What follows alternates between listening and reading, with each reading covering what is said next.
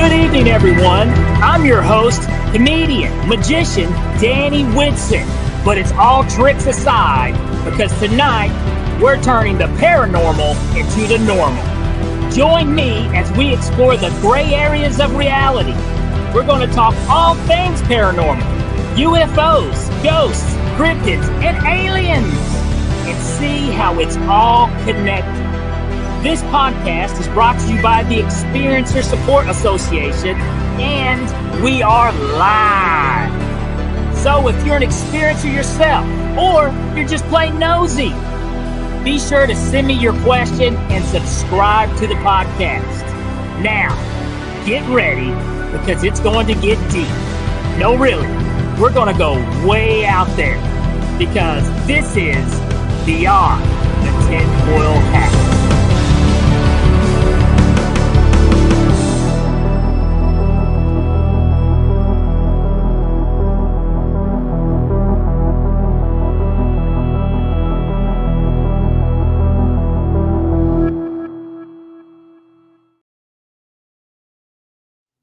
What's happening, my paranormal junkies? Welcome to Beyond the Tinfoil Hat, and I'm your host, Danny Whitson. Guys, we got a fantastic show and a very interesting guest today for you. But first, we are broadcasting live from the United Public Radio Network and the UFO Paranormal Radio Network on 105.3 FM on the Gulf Coast and 107.7 FM in New Orleans. All right, guys. Well, you know, I like to talk about a little bit of news, and I don't have a whole lot of paranormal UFO juice or tea or whatever you want to call it. But now this is kind of interesting. I just caught wind of this, and, you know, right now at this moment, you know, I don't really know what to think, but I did hear that they do have some more UAP Congress, another UAP hearing, and David Grush is kind of more involved in backing in this one this time. And this has something to do with Representative Luna involved. But you know what? The last one was kind of a bummer. And so there's no real reason for me to get excited. I'm just going to be completely honest. We may get something. It may be just the same old song. I don't know. But we just kind of piddle our thumbs and wait around to see what happens. And I mean, yeah, if it happens, I'll definitely watch it. Of course I will. Hopefully something cool will come out of it, and we, you know, might get closer to learning the truth. But with that being said, we don't have Chris Green, our too nice to be mean behind the scenes. Our tech guy, Chris Green, he is not here, but we do have his better half, Christy. She will be helping out this evening. So thank you, Christy, for helping out behind the scenes here. I'm sure you're going to do a fantastic job. Thank you. But I want to get in tonight's guest. This is interesting. I think I'm going to have a blast talking with her. She is a author, and she writes across many different topics. A lot of good things out there. She's got a book coming out called Hello Humans, which is a science fiction comedy about aliens. I mean, I don't think this could be any more perfect for me to have her on this show. This sounds awesome. But now here's something really cool, which I didn't even know existed, but it sounds very interesting. I can't wait to ask a bunch of questions. She is a doctor of integrative medicine. So let's all give a big warm welcome to tonight's guest, Momoko Uno. Hi. Thanks. Here we go. We're waiting on you to pop in the screen here. There you go. Hi. Awesome. Hi. Well, I tell you what, I hope I did not, like I said, I hope I said the name right too. And believe it or not, I've had much tougher names on this show. So not that you have a tough name to pronounce, but you know, I'm just horrible. You know, I would screw the name Bob up if I'm not careful. But if you don't mind, okay, do you care to introduce yourself a little more in depth than what I did? Sure. So I am actually from Australia, but I have a private practice in New York City, and I practice integrative medicine. And integrative medicine is just basically it means that you're just doing a whole bunch of different stuff together. It could be basket weaving and toenail fungus cleaning. It's not a real specific industry. That I feel like I'm putting myself down. I actually do have a real degree in this. And so I have a degree in Chinese herbal medicine. And when I was training in China, I have a degree in internal medicine. So I was mixing and matching Chinese herbs and pharmaceuticals. So that's the bulk of my training. And then when I moved to the States, I got a degree in psychology and then also functional medicine as well. So that's like nutrition and supplements. So I'm integrating all that stuff together. See, that is so. I mean, that is so interesting. First of all, I want to say I have came a very long way. I used to be such a, if it's not this, all that other stuff is just hogwash and made up, stuff. But then the more you learn about stuff, you're like, well, a lot of stuff that they do prescribe to you, where do you think it came from? Yes. Where do you think it all started from? You know what I mean? When you look at penicillin, well, okay, think about it for a minute. It came from the earth. It came from, something natural. So then you start looking into natural remedies. And, something that really, I have to say, the thing that really triggered it for me was looking into like medicine studies and stuff where they're, doing trials and stuff. And the way the placebo effect works. So you trace that back to the power of the mind and what can things do. So what's your opinion on that? I think the placebo is something that's it's very real. And, I used to teach. And so I would often say you want to use placebo to the maximum. So, whatever words that you have to be able to enhance whatever treatment that you're doing, the better off you are. Not to say that you're trying to con your patients to get better, but hey, if it works, it works. Does it really matter what? So, but placebo is a real thing. It is a real thing, but there's also, the real effects of supplements, drugs. They do have different types of effects directly on the body too. But if you can use the mind as well as the physiological reactions that the drugs or the supplements are having, I think then you can have an enhanced reaction. See, I totally agree with that. Like, use both. Use both worlds, the best of both worlds, and also the placebo effect on its own, just on life in general. Positive thinking, and to where you truly do when you believe there's just something there, and it does kind of annoy me a little bit that it gets now it does, but when people say, "Oh, well, it's all in your head, it's not real." No. It's all in your head. Yeah. Okay. That doesn't mean it's not real. What are you talking about? Absolutely. Yes. There are certain things that are really in the mind, and it doesn't really matter if it's in the mind or if it's in the body. If you're experiencing something, it's valid. And if it's upsetting you and it's bothering you, then you should probably have it treated. It doesn't really matter where it comes from. Well, the one thing is like, I don't know why we always separate the mind and body, because the mind is inside the body. Yes. And it's one of the one things that is out of the body too, so it's to me, so my mind is now open on a lot of things. Let me ask you this, just why I'm thinking of it before I forget. Right now, like psychedelics and stuff are being studied and looked into more than they ever have. And now a popular thing that people are doing, they're doing, like microdosing and stuff like that. What's your thoughts on that? I think it's great. That's a little bit outside my scope of practice. I don't do a whole lot of that genre of medicine, but I do have friends, colleagues who do work in that, and also patients who've tried it as well. And they've definitely said that they found it very valuable.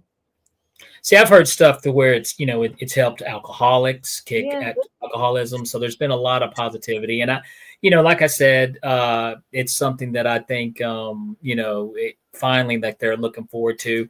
And I know it's not completely connected to what you do, but also at the same time, when they're opening more doors, it seems like they're, it may open doors towards, more kind of what you do as well. Absolutely. One thing that I've been very fascinated by is shamanism. And then also the other aspect of alternative medicine that I've also found really interesting is this researcher called Michael Newton. he wrote all these really famous books. Actually, he passed away quite some time ago, called Lives Between Lives Hypnotherapy. And he actually accidentally regressed somebody during a hypnosis into a state where they were in between incarnations. So it wasn't even about reincarnations, but what we're doing in between lives. And I just found the whole thing fascinating. We know, obviously, we're talking about invisible things, so there's no way to validate it. But I found it so fascinating that I actually wrote a book about it. That one won't be coming out until next year. But that's definitely another kind of a woo-woo subject that I think. I love the woo-woo. And here's the thing, though. First of all, that's awesome. I got to look this guy up. What was his name? Michael Newton. Michael Newton. Okay, yeah. I think I can remember that. No. And here's the thing. It's this is one thing this podcast has taught me. Okay, just because you can't see it doesn't mean it's not real. Yeah. And I mean, there's a lot of stuff we can't see, but we definitely know it's real. But there's a different reality out there. I like to believe that there is the matter world that we tend to get lost in and caught up in, but then there's also a spiritual reality. There's another reality out there that exists. Absolutely. And so a group of friends and I, we did this, it's like the spiritual journey, a shamanic journey together. I think there was probably about 12 of us. It was led by a friend who's a shaman, and we did this journey together. And you'd think that we'd all just see our own whatever, that would come up into our minds. But the fascinating thing is that several of us had pretty much like the exact same journey. So what does that mean? I don't know what that means. But we saw the same, very, very similar stuff. Very weird. See, I've heard that before too. You're not the first person to tell me this. Yeah. I think it may have been last week's guest. She had said the same thing. That's what made a believer out of her. Yeah. They kind of went on that journey and they both had the same experience, which is odd. Yes. So, and I mean, now, do you think that may be proof, like, consciousness, we're all kind of like of a satellite with each other, like we connect with we have a way of connecting with I do know we have a way of connecting with each other consciously. I know we do. I think even whenever we're caught up in this realm, whenever you're thinking about somebody and they call you, there's a reason for that. Something was connecting, something. So, is that kind of what you're saying with experience with you guys? Yeah, I think so. I think that we communicate through thought, right? And it travels much more quickly than, just as fast as text does. But in terms of like this collective unconscious realm that we can sometimes all plug into, like a human collective consciousness or a subconscious or something, I do think that there's something there that's we don't see in another dimension or something, because there are so many different religions and different spiritual groups who've talked about very similar things. So there must be something that's there that we just, our eyes can't see. Now, so you said like you've studied shamanism. That's where a lot of your interest has. That's where you're at now. Now, I mean, was that something always? Were you raised in a religious background or spiritual background, or? Yes. So my mother was Buddhist. She was Zen Buddhist. And so the whole concept of reincarnation was a big part of my childhood. I actually went to a Christian school. So that's that's spiritual, but it's very, very different. And then my father was atheist. See, that's so what the thing I love about that is, you got three, then you had three different, well, I mean, realistically, I don't think there was a big difference between Buddhism and Christianity as far as what Christ was saying and what Buddha was, you know what I'm saying? Yeah. Very similar. I love them both. I loved, I loved what they were saying, both. Big fans of both of them. I used to be an atheist, especially, being a magician background. It's, you look at all the miracles in the Bible, you're like, yeah, I could do that. I could have done that. I just had, but later on in life, whenever you kind of, I think it's a learning curve that you realize that, well, just on a common sense factor, okay, how much of a bummer is it to believe that this is all there is and you die and you go to dirt and the end? I mean, it's kind of a bummer, and but whenever you look at the logic to what makes sense, it makes sense that there is more than just this world that we're aware of. If you're searching for sense.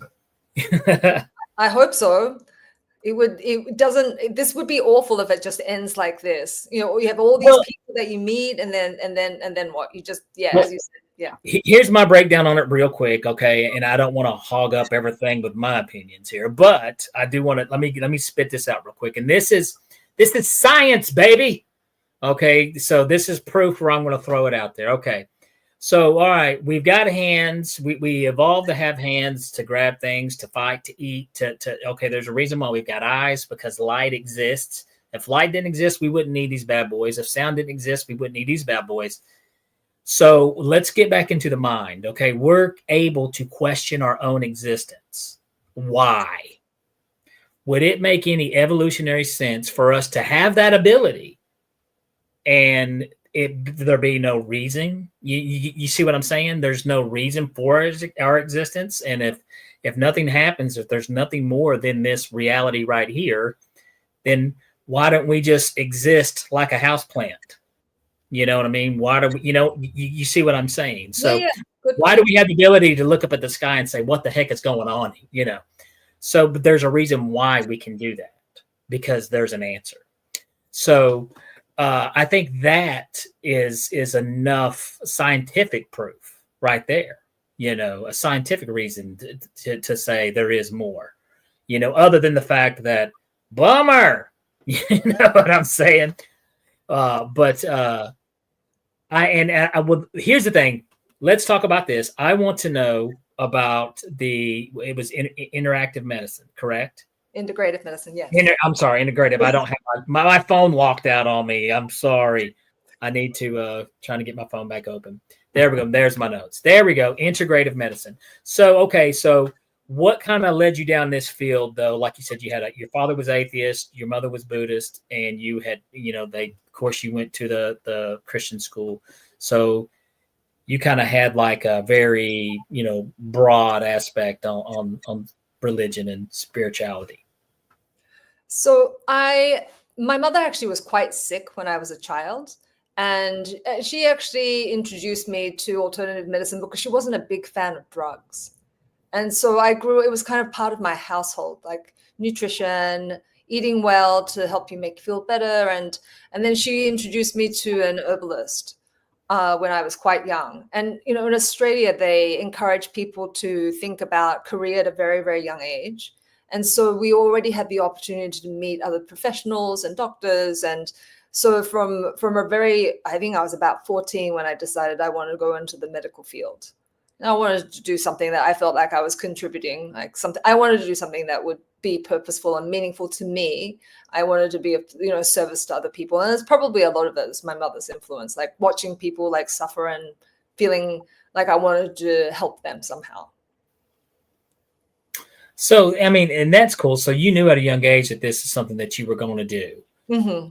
And so whenever, now, what do people like reach out to you now and like, hey, I've got this type of issue? What kind of issues are people reaching out to you with, seeking help for? Yes. So I'm actually a complex trauma specialist that works with chronic illnesses, meaning people who've gone through a lot of really traumatic experiences and it's kind of become somatized. It's become a part of their physical being and they've become quite sick from it. So that's what I really specialize in. I also do all sorts of different things too. I've been doing this for a long time now. So, I work with people who have fertility problems too. So women trying to get pregnant, couples trying to get pregnant, sometimes just single people trying to get pregnant too. I haven't been able to get a man pregnant yet, but there's still hope for the future. I know I wouldn't. I've seen my wife do it twice. I don't ever want to do that. Well, that's a weird thing, because I tell people, I have 2 kids, and I remember we had tried for the longest, to have another kid, and it just wasn't happening. And then whenever we quit trying, bingo, it was so weird. It was like, what was going on up here, because it was going on everywhere else, but it wasn't going on here. So That's weird, kind of how that, but that's cool though. That do you have any interesting stories like that to where you've helped people and something crazy or something really cool's happened? Well, usually I tell people pretend that you're not trying. Yeah, Because there's something about really trying that I think is very stressful. And I think having extra cortisol running through your system defeats the whole purpose. So I do tell them that the best you can, to best of your ability, pretend that it's recreational fun time that you're having and not, baby making serious a project. This is a big project. Yeah. I mean, maybe that's what we did. I don't know. But yeah, we just kind of gave up and like, all right, well, and then next thing you know, I believe we were arguing and we got an argument that night and she went upstairs and then came back downstairs and said, by the way, I'm pregnant. And then went upstairs and I was like, whoa. So, but yeah, never forget that one. That's cool. Now, so what you said that you help people with some chronic illnesses too, you said? Yeah. So any kind of chronic illness. So in general, if it's something that, usually my patients have gone to see a whole bunch of different doctors already, and they've often been told it's all in your mind, or it's something that they can't figure out. It's fallen through the cracks, and it's obvious that they're quite ill, and it's not just in their minds. And so I usually see people like that. They've done a tremendous amount of work already, and they can't figure out why they're so ill. And one thing, now don't get me wrong, I'm not anti-modern medicine. I'm not. But one of the problems that I start to see whenever you do go see your doctor is it's almost like it's like a fast food lane. It's like, come on, let's get your order. What do you need? All right, bam, out the door, on to the next. Boom, boom, get your order. And you're like, I could have walked in here with heart disease and you wouldn't even know. You don't, and it's just that's the system that how it's developed. That's how it is here. Yeah. And it's kind of a bummer that people pick people like you as, well, let me finally go see her. It would be nice if, maybe that people might save a lot of time if they went and seek somebody like you. They possibly, I think it would be a good idea, but the only problem, and I'm not saying no to modern medicine. Don't shoo away the doctor. Yes, you should definitely go see a primary Absolutely. care. Absolutely. And if you don't get better, you should quickly decide to find somebody else rather than trying to do the same thing over and over again, hoping for a different result, because that usually doesn't go down so well. No, it doesn't. But I'm totally with you too. I don't want people to think like, don't go to your doctor. No, go to your doctor, but also keep your options open as well. And I don't think it would hurt to go talk to, some other areas, Absolutely, because Western medicine is actually quite a narrow spectrum of medicine. It's really about drug therapy. That's really all they do. So anything outside of doing drugs, pharmaceuticals, then they're a little bit lost. They won't be able to give you any other information. Okay, I don't want to put you on the spot here, but I do want to ask you a question. Any advice on high blood pressure? Pressure? It depends on how you got there. But, like just for example, just reducing salt, for example, right? And the other thing that's also really a huge factor is making sure that you reduce refined carbohydrates. I think that makes a huge difference. I think you totally nailed that. The cool thing is I never had issues with it. And these past few years now, I did gain, a lot of weight. And I noticed I started having issues with blood pressure. And I'm like, oh, no, I don't want to, deal with that. But now here lately, it has, I've gotten it in control, getting a little more control. But yeah, it's terrifying. But I've changed my diet these past 3 months. And I've already noticed my blood pressure is coming back to normal. So, but yeah, the carbohydrates, that's a biggie. That is a biggie. It is. And if you get rid of most of like table salt, it'll also come down a lot as well. Just a little bit of exercise. You don't need to do a whole lot. Yeah. And you can actually manage it. Yeah. Well, I want to give a shout out over to chat. We do have two of our regulars. We got Lisa and Sean. Sean, if you've got Sean is from now. I thought Momoko was from your neck of the woods, but actually she's originally from Australia. But you guys kind of sound the same. He's from old jolly old England over there. So the but I tell you what, Sean, if you do have any good questions, send them this way. And same thing, Lisa. She'll gladly. Sean is from Newcastle, England. So there we go. And I'm a dumb American. So, and this is a Canadian network. So we're just from everywhere, folks.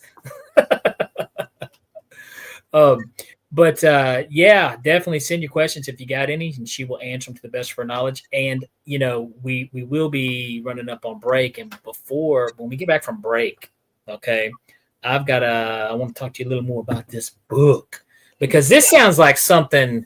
This is in my neck of the woods now. Okay, I mean you writing comedies, okay, all right, and aliens. I'm not gonna show it to anybody because it's weird. But I think it's just weird period for, a grown man to pull his shirt up. But I've got a tattoo of an alien in a spacesuit pulling a rabbit out of a space hat. So that's how weird and stupid I am about this stuff. So I can't wait. I can't wait. I do want to ask you though, when we get back, we're going to talk about the book. Okay, we'll get on the book when we get back after the break. But I just want to know how this idea came up. But let me do this real quick, because you did talk about a group of friends. You said when you guys kind of went on that journey and you guys both had the same experience.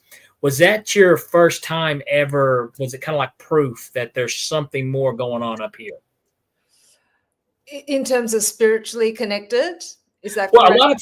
a lot of times, if someone else, like when your situation, especially mentally, when someone else experiences, that's mind numbing. That's whoa. So is that what it was like with you guys? I think that was one of the biggest experiences that I've had of the group consciousness. Sometimes I've had connections with individuals, but this is the first time. I think that was the first time where it was like, wow, there are a whole bunch of us, and we seem to be connected. Gotcha. So, I mean, but it was kind of an eye opener, Absolutely. Yes. Yeah. Yes. It was mind blowing. Yes. Sean has joined late. He's wanting to know, Momoko is a integrative. She's a doctor in integrative medicine, and she's an author of an upcoming book that's going to be coming out that we're going to talk about after the break, Sean. She does a lot of, I guess, how would you explain real quick what it is you do, for people the best way? I'll let you explain. Sure. So it's multifaceted. So there's often nutritional advice, lifestyle changes. There can be acupuncture, Chinese herbal medicine, supplements, and then therapy. There's a lot of like mind-body work too. So as you were saying, if you don't change your mind about yourself, you're unlikely to get better too. So we kind of have to get the mind lined up with healthy thinking.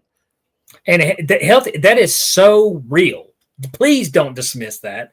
Just because it's somewhat easy, even though it's tougher than you think, but it's somewhat easy, you have control of. Don't think just because you have control of it's not real. It is very real, and it works. I tell you what, guys, we're going to hop over here to the breaks. We have been speaking with Momoko Uno. We'll be right back after these messages. Stay tuned. Are you an experiencer of unknown phenomena? Do you consider yourself a paranormal journalist? Do you investigate strange sightings in the sky? Or do you study the expansion of the human mind? You are not alone.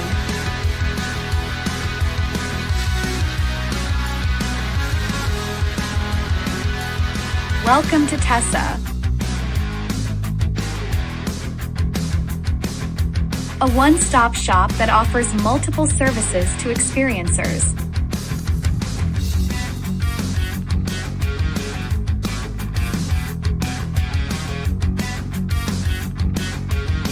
Place where we can work together. Place for us to learn.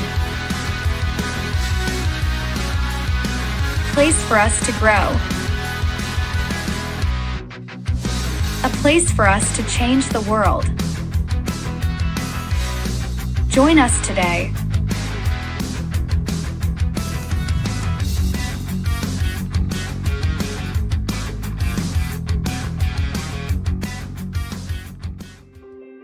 Have you ever wondered, or maybe just thought to yourself, if there were others just like you? You know, people with extraordinary abilities, psychogenic advancement, and perhaps unique intuitions. Maybe you just wondered if there were other people who experienced unimaginable, unexplained, or even unusual and paranormal events. Are there people who have more questions, more fears than answers? Well, you're not alone. You've never been alone. We believe you. Sign up for EA today.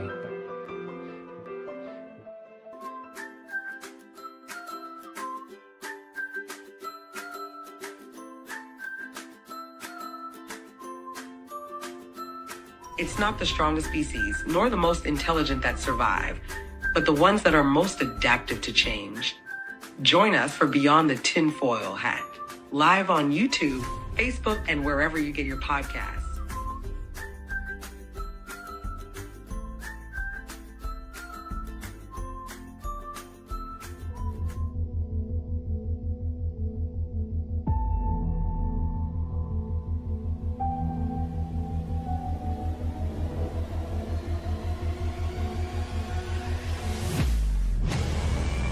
Don't miss live interviews on Beyond the Tinfoil Hat, the latest declassified Canadian UFO documents, or an inside look at groundbreaking investigations. Subscribe on YouTube today for free. If you want to really find out about Ryan, ask him about all his work and UFOs in Ontario. Ryan is one of Canada's leading new UFO investigators. He conducts and oversees UFO investigations on a constant basis. He's compiled a tremendous amount of data regarding UFOs in Canada. I have used his research extensively. He's much more than a one-dimensional character. He's an authority on UFOs and investigating them, Meg. Wow! Really goes over how UFO investigations are done and what are some of the mistakes that people make when they submit evidence. For starters, don't edit your videos or photos before you send them. He would come out with an annual report on not only the number of sightings, but how many were unexplained, unknown, or just, nothing could be said. What caused If you it. want to hear more follow-up conversation between Ryan and myself, you can go to richardolanmembers.com, where we have a candid conversation on ufology, the paranormal, and more. And remember, while we learn and grow and search for the truth, let's be good to each other.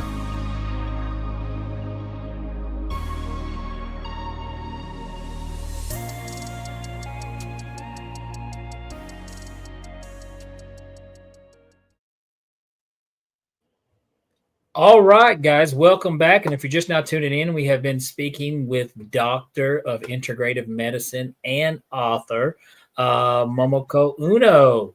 I got to say real quick, that's a great question. We're going to get right to that, Sean. I see that question pop up. I love that one. Let's pop that up here right away.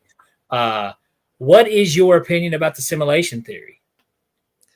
I actually don't know what that is. Oh, my gosh. That we're living in a simulation, that none of this is almost like the Matrix kind of a thing, like we could be a video game for all we know. I'm not sure. I that's something that, interestingly enough, I was having a similar conversation with somebody, one of my patients, about that. I think it was just last week. And is this all just kind of this fabricated thing, and these people that are walking around, are they like not really even real? I don't know. Well, my thoughts on that is I don't think, God is up here, playing a controller or some I mean, and this is the reason why.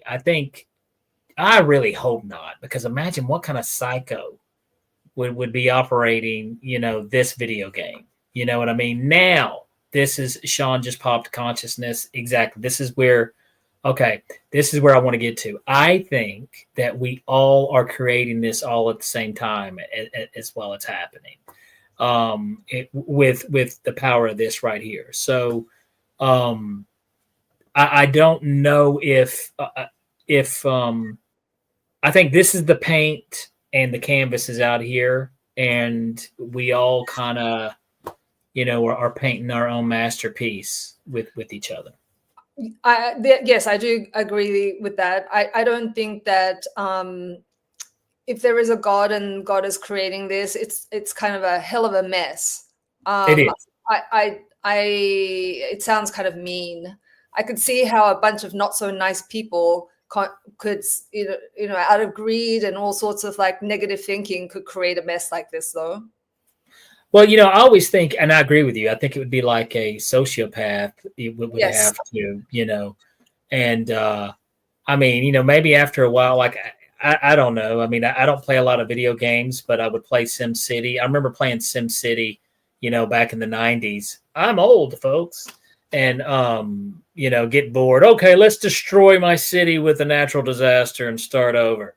Yeah, I mean, I could see that. That's but at the same time, I mean, to think that there's somebody, one individual in charge of all this, controlling all this, I think it's a little much. Now, God, the universe, whatever you want to call it, that's fine. I think that's very well does exist. But, I've always been on the argument, if God or the universe is all powerful, I don't think it can be. I don't want it to be emotionally connected. Or I would rather it being emotionally connected and not all powerful. Do you understand where I'm kind of going there? Because if it is emotionally connected, then you're like, why are little kids dying of cancer? Why do these evil, nasty things happen? I would rather it be emotionally connected and not all powerful. I agree. I think that it just seems way too cruel. Yeah. For it to be masterminded. And I actually get quite upset with people who say things like, who are quite conservative from a religious perspective, and they'll say, "Well, God gave you this experience," and I want to. I can't swear, but you know what I mean. Like, I want to kind of smack Yeah. a little bit. I'm like, that is awful. Yeah, and what it is, bless their hearts, as we Yes. say here in Tennessee. That's an insult, by the way, guys. When somebody from Tennessee or the southern United States says "bless your heart," that's not a compliment. Just so you know. But those people see everything in black and white, and even in religion, and that's 100% the last place where you need to be, based your opinions black and white. There's so much gray area. That it's you're unable to do that. And I think when it comes to God and the universe, there's a lot of gray area there. Now let me ask you this, because this is something where I want to lead on to the book. Now, what is your opinions? Because on this podcast, Beyond the Tinfoil Hat, we talk a lot about UFOs. We talk a lot, aliens, a lot of paranormal stuff. What's your take on the UFO phenomenon? And, a lot of us here also have a tendency to believe like some of these beings aren't from another planet necessarily, but from another dimension, interdimensional beings. And with your experiences with connective consciousness and stuff like that, have you had any experiences? Well, so my first experience with let's say UAPs was, I think, probably when I was in high school, and I thought I saw a UAP. Now, I told my mother this, and she said, "No, it was a fly that got caught on the barbecue and that was flashing red lights, and it was dying, and it was an emergency, and then it crashed." And I was like, I'm pretty sure I could tell the difference between a dying, flashing fly and a flying object. But anyway, so I was around 14, and my siblings saw it too. Now, they might deny it at this point because, they might be concerned about what other people think about them. But I wasn't alone, and we did see that, and we actually talked about it afterwards. And I'm pretty sure that it was not something that was from here. So that was my first experience. And then I actually asked my mother's Zen Buddhist master, and I asked him, look, hey, I saw this thing. Is it real? And he said to me, he goes, aliens are real. And I said, how do you know that? And he goes, I am one. And I thought, all right, I don't know, what are you talking? Is that a metaphorical, I'm an alien kind of a thing? I don't know. I didn't impress him. But anyway, so that was my high school experience. I was probably, I don't know, maybe 13, 14, somewhere around that age. And I was always very curious about the whole UAP thing since then. See, that's super cool. And your mom, who knows? Because I think our parents told us these things that they weren't real, and it's a way of protecting your child. Yeah. And I was told, as a child, ghosts aren't real. These things are real. Then when you actually see one, you're like, what's going on here? So have you ever had any, like, because I've had people on the show who have connected with these different types of beings through consciousness and meditation and stuff like that. Have you had any experiences like that? No, I haven't. But I've been fairly recently. I think it must have been last year when there was all that UAP activity in New Jersey. You remember that? Well, yeah. The drones. Yes. Yeah, the drones. So I was driving home from the city to back home to where I live in Westchester, and one of those drones flew above my car. It was pretty big, and it was pretty low too. And I tried to tell people, and they were like, "Oh, it was probably just a helicopter." And I was like, "I know what a helicopter looks like. You know what I mean? Like, I'm pretty sure at my age, I can tell the difference between a helicopter and something that's looks like something I've never seen before." It was like a flying bus. And see, that was so wild to me, because technically we did not get an answer. I mean, they do the whole government answer the way they do it. Oh, well, this percentage was hobbyist, and this was secret mission, and this, and then you're like, well, wait a minute, back up, tell us more about that one. But of course they're not. Who knows what was going on? I do know the one thing that there was a lot of reports on, and which of course especially your mainstream media did not talk about at all, was it wasn't just the drones that we were seeing, and there was also orbs. There was orb sightings that it's seen all the time, but they just don't ever talk about it. But yeah, definitely that's cool that you actually saw one. You got to experience that. Yeah, I did. So I haven't seen an orb yet. I did hear about other people talking about orbs, but that hasn't been my personal experience.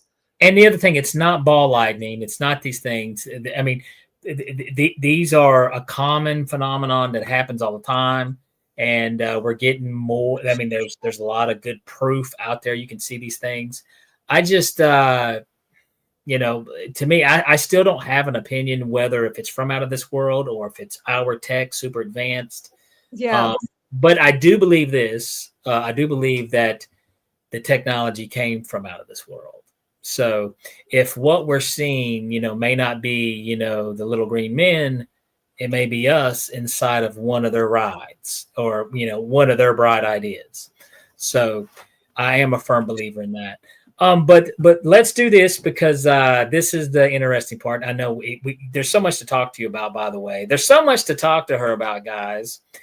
We're not going to be able to cover everything. So that's what's going to be important, that you check her stuff out when we get done. But this is interesting to me. This book, let's talk about Hello Humans. So yes. We don't want to give any spoilers away, of course, but just kind of give us a little trailer, maybe. Thank you.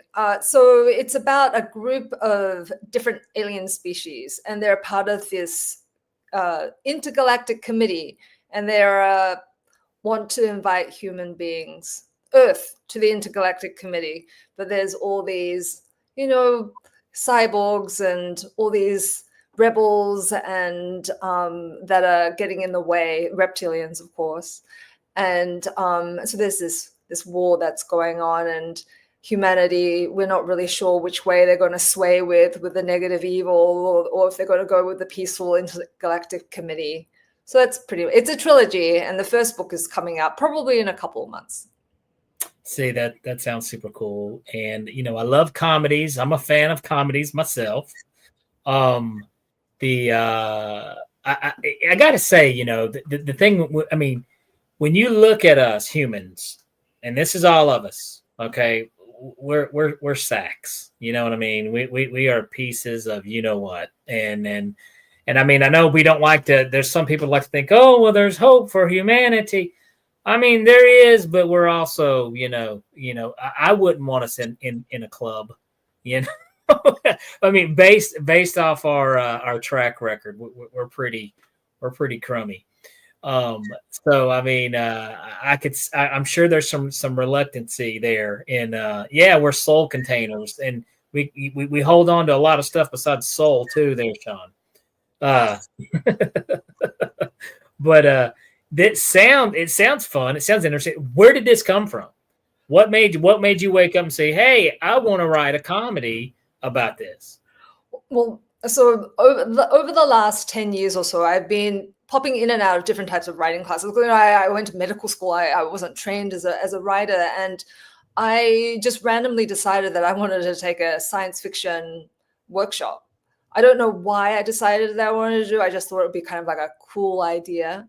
And when during the class, it was one of the assignments that they had, and it started off with one short story about these cats that live on this other planet, and they're like a cat human hybrid, and they're coming. Well, actually, so cats are used in prison systems. I think they started in the 80s to help rehab humans.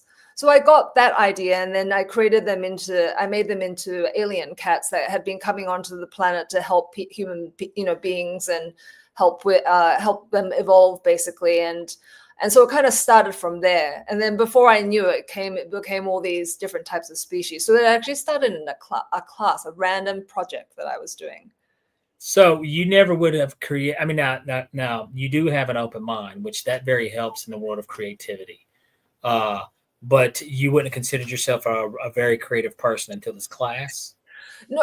So I have. This is a third book that's coming out, and then I also have a fourth book it's a metaphysical fiction based on Michael Newton's book, which his research, that I mentioned before. So so I've always been very much into creative writing, but this is my first science fiction book. Okay, so this is your first. So did you have to go do some homework? Did you have to go look up? I mean, I know you dropped the reptilian thing. Yes. So do we have any like Palladians and characters? I did. So I mixed and matched, and I didn't really call them Palladians, but I called them by different names. I divided them into. You don't want to get sued or copyright the Palladians. You got to really watch out for them. Yes. So I do have like more human looking types of aliens, and I call them. They're called the Nordics. The Nordics, yeah, absolutely. So I call them that. And then so there are human looking aliens in there too. But yes, I did a lot of research. But I've been reading about aliens from when I was in high school, ever since that UAP appeared in my backyard. I feel like I deserve a wedgie for knowing the names of other being races. Oh no, I knew all of them by the time that I was graduating high school. I researched all of it. But my book, actually, there's a lot about environmental issues as well. So that I actually did a lot more research about what's happening to the environment and what's happening to people as a result. And the aliens want to come and, they're like, hey, the Earth isn't a trash pile, basically. And what we're turning it into. And yes. We're turning it into microplastics too, folks. Exactly. And that's my entire book is about that, microplastics. Oh, is it? That's awesome. Mm-hmm. That is so cool. Yeah. Well, maybe we can get that out of us. Actually, I think it's causing a lot of health problems. Oh, absolutely. So I write a lot about that. It's half fiction. It's mostly just completely made up science. about, but there's some truth to it too. But it's most of it is just really exaggerated into a different level of all the bad things that are going to happen to human beings. But it's based in a lot of truth and research that I did about what's happening with the plastics and human beings. See, that's very intriguing. I want to read this book. Now, let me ask you this, because I'm also a little lazy too. I'm not going to lie. Are you going to have anything like an audio book or anything? I think I'm not sure actually, because that's up to the publisher. If I Gotcha. Well, I travel a lot, so sometimes I like to listen to audiobooks when I'm on the road, and I don't always have the time to crack one open. I wish I did, but that would definitely be something interesting to check out. The and in the other books that are already, what are the names of the other that you said that are currently already out? The first one is actually a memoir. It's called 14 Days.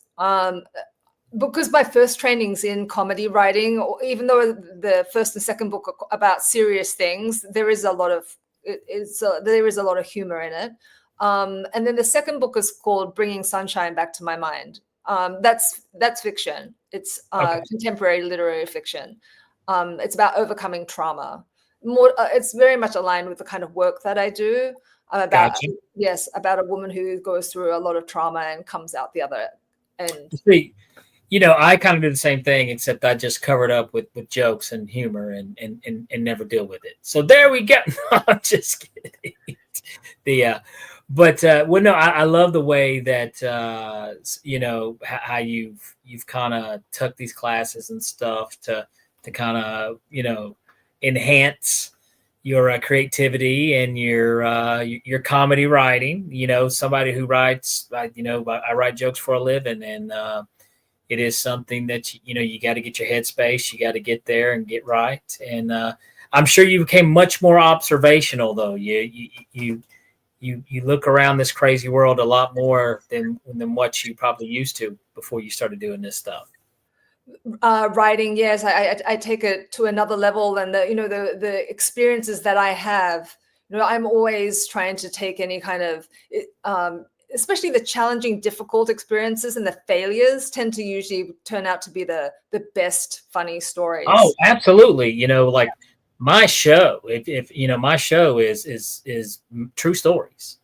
It's all the things that have happened, and it's there's times I've heard some of the craziest, most unfortunate things people tell their stories, and I'm like, God, I wish that would have happened to me. That'd have been such a great bit in my show. So and that's a good way, I think, how to look at life too. You know what I mean? You're looking at the funny there, because there's funny in everything. You just have to be looking for it. Well, so if someone wanted to, though, reach out to you, maybe, use your services, or, I already liked you on Facebook, by the way. I found you on Facebook, and I liked your page on Facebook, because I definitely, when this book comes out, I want to be able to check it out. But if people wanted to go learn more about you, Momoko, where would they go? What do they need to do? So for my writing, it's momokowrites.com. And then for my medical practice, it's omniwellnessnyc.com. Okay, awesome. And when the book comes out, I'm sure to be available on Amazon. I think so. And we don't know if there's an audio version yet, folks. So yeah, Sean, Lisa, you guys, are lazy like me. No, actually, I'm not lazy. I just don't have as much time as I'd like to crack open a book. But if it does come out on audio, that'll be great. But it definitely sounds something fun. And now, do you think you're going to kind of stick to the humor, like after this book? I think so. They've all of my books have had I think that. Try to be professional. Sorry about that. Sorry. For some reason it is. I can't believe my phone's connected to this podcast, folks. Sorry about that. Apologize. But go ahead. What was that? Oh, yes. So I try to make most of my books humorous, but yes, it will continue. Some of them are funnier than others. Okay. Well, hey, comedy is so subjective, but this sounds hilarious.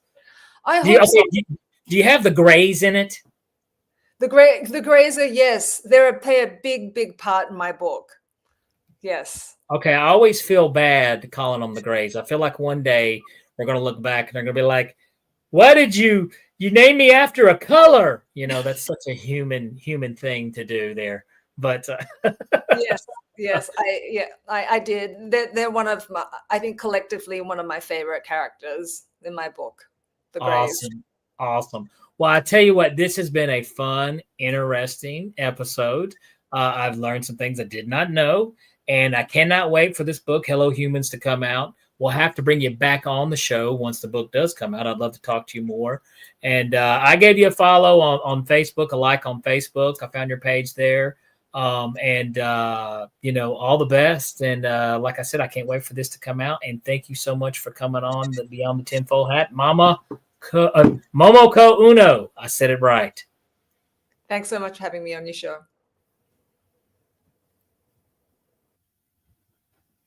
All right, guys. Sean, Lisa, thank you guys for hanging out in the chat with us tonight. Like I said, you know, Momoko, she's very interesting. Guys, be sure to check out her book, Hello Humans. And that's easy to remember, Hello Humans. When it comes out, give it a search, you know, and I'm sure we'll be able to find it on Amazon for purchase. Check out some of her other books. That sounds really interesting stuff, too. I know some things I'm going to look into that she mentioned. Sounds really cool.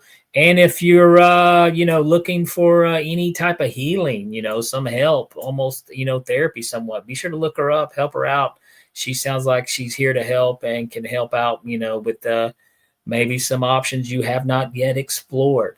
Guys, if you have not done so, be sure to like and subscribe to the podcast. Tell your friends and family to check us out. We stream live at 7 p.m. on YouTube every Tuesday night. And we're also on the radio. And we're also playing on Spotify, Apple, several different, anywhere you listen to podcasts, you can listen to this podcast. So be sure to check us out. Head over to Patreon and show us some love at Heed the World. Make a small little donation, and that gives you access to the experiencersupport.org, to our very own Ryan Stacy. He some investigations that he has done. You can be sure to check out some of the articles, get a little more in depth, and then you make up your mind. Is it real or is it not? What's going on out there? If you guys would like to be on the show, be sure that you can always hit us up. We love having guests on. You don't have to be an author. You don't have to be any of these things. If you just have an experience you would like to share on the show, we would love to have you on. I'd love to talk to you for an hour. I love to talk to people, if you hadn't noticed. And we are broadcasting live from the E-United Public Radio Network and the UFO Paranormal Radio Network on 105.3 FM on the Gulf Coast and 107.7 FM in New Orleans. Paranormal Junkies, this has been fun. I will see you guys next Tuesday, 7 p.m. Eastern. Peace. All right, that does it for this episode of Beyond the Tinfoil Hat. A big shout out for tonight's awesome guest, and a bigger shout out for everyone who tuned in. And if you haven't done so yet, be sure to subscribe to us on YouTube or wherever it is you listen to your podcasts. And like always, be sure to stay curious, heed the world, and keep the paranormal normal. I'm your host, Danny Whitson, and this has been Beyond the Tinfoil Hat.